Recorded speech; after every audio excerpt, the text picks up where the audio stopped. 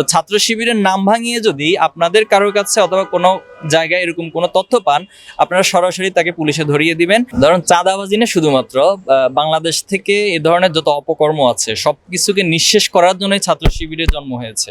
এবং ছাত্র শিবির শুরু থেকেই আমরা যে লক্ষ্য উদ্দেশ্য ঠিক করেছি যে জুলুম নির্যাতনের মূলোচ্ছেদ করে সেখানে ভ্রাতৃত্ব এবং আদর্শ একটি সমাজ প্রতিষ্ঠিত হবে। এই আদর্শ সমাজ প্রতিষ্ঠা করার জন্য যে মানুষ প্রয়োজন, যারা নেতৃত্ব দিবে, ছাত্র শিবির সেই কাজগুলি করে আসছে।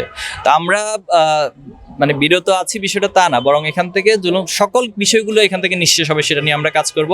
আরেকটা বিষয় আপনাদের সাথে শেয়ার করতে চাই, ছাত্র শিবিরের নামে যদি কেউ কখনো, এখন যেহেতু একটা মিক্সড পরিবেশ কাজ করছে অথবা গভর্নমেন্টটা একটু অস্থিতিশীল অবস্থায় আছে, তো ছাত্র শিবিরের নাম ভাঙিয়ে যদি আপনাদের কারোর কাছে অথবা কোনো জায়গায় এরকম কোনো তথ্য পান, আপনারা সরাসরি তাকে পুলিশে ধরিয়ে দিবেন এবং সেটাকে মানে যা যা ব্যবস্থা নেওয়া দরকার আইনানুগ সেটা ব্যবস্থা নেওয়ার জন্য আপনারা কার্যক্রম পরিচালনা করবেন।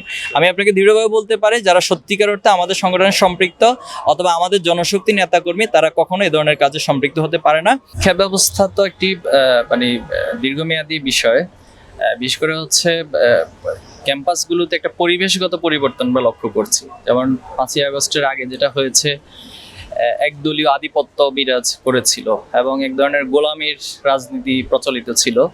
এখন আলহামদুলিল্লাহ ক্যাম্পাসগুলোতে, হলগুলোতে এই পরিবেশটা নেই। সবার একটা মুক্ত পরিবেশ ফিল করছে এবং সাধারণ শিক্ষার্থীরা স্বাভাবিকভাবে তাদের একাডেমিক কার্যক্রম পরিচালনা করছে।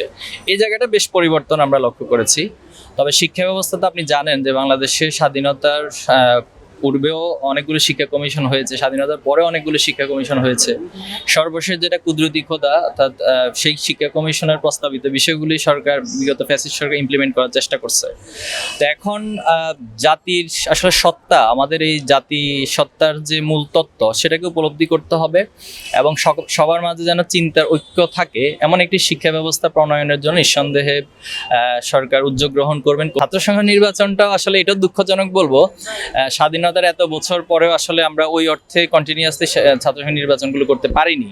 তো এটা না পারার একটা বড় কারণ ছিল, যারা সরকার দল ছিল বা যারা গভর্নমেন্টের যে দলগুলো ছিল, তারা নিজস্ব ছাত্র সংগঠনগুলোকে লাঠিয়াল বাহিনী অথবা ক্ষমতায় টিকে থাকার একটা বাহন হিসেবে ব্যবহার করেছে। এই কারণে সাধারণ শিক্ষার্থীদের মতের মধ্য দিয়ে যে নির্বাচিত প্রতিনিধি, এটি তারা হতে দেয়নি। তো এটা আমাদের জন্য দুঃখজনক। তো আমরা আশা করব এখন যে পরিবেশটা বিরাজ করছে, যেটা আমি শুরুতে বলেছি, শিক্ষাঙ্গনে একটি মুক্ত পরিবেশ, সবার মত প্রকাশের স্বাধীনতা, আশা করছি এই মুহূর্তে ছাত্র সংসদ নির্বাচন সুষ্ঠু হবে এবং সবার গ্রহণযোগ্যতার মধ্য দিয়ে একটা নির্বাচন অনুষ্ঠিত হবে, যার মধ্য দিয়ে শিক্ষার্থীদের প্রকৃত প্রতিনিধি। এখানে দেখুন, যখন ছাত্র সংসদের মধ্যে যে প্রতিনিধি হবে, তার কিন্তু দলীয় বাধ্যবাধকতা থাকবে না এবং সকল শিক্ষার্থীদের কাছে তার একটা দায়বদ্ধতা থাকবে।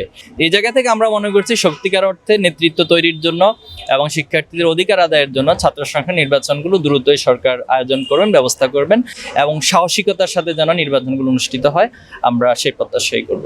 এবং বাংলাদেশের যে গণ অভ্যুত্থান হয়েছে, নিঃসন্দেহে এটা শুধু পার্টিকুলার কোনো দলের ছিল না, এটা আপামর মানুষের ছিল। তো সেই স্পিরিটটাকে কেউ নষ্ট করার জন্য যারা চেষ্টা করবেন, তাদের পরিণতি আসলে আগের মতো যারা ফ্যাসিবাদ কায়েম করেছিল তাদের মতোই হবে বলে আমরা মনে করি।